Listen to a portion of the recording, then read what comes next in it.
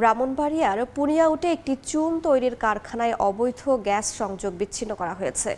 বুধবার সন্ধ্যায় অভিযান চালায় বাখরাবাদ গ্যাস ডিস্ট্রিবিউশন কোম্পানি। কর্মকর্তারা জানান, শহরের দক্ষিণ মোরাইল এলাকায় মূল বিতরণ লাইন থেকে গ্যাস চুরি করে কারখানার পরিচালনা করা হচ্ছে এমন তথ্যে চালানো হয় অভিযান।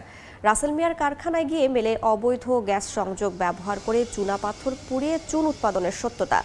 জানানো হয়, এভাবে প্রতি মাসে ৩০ থেকে ৪০ লাখ টাকার গ্যাস অবৈধভাবে ব্যবহার করছিলেন কারখানা মালিক।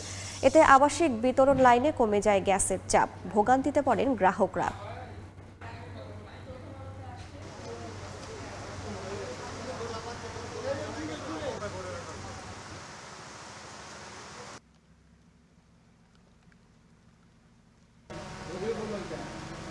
লাইন লাগানো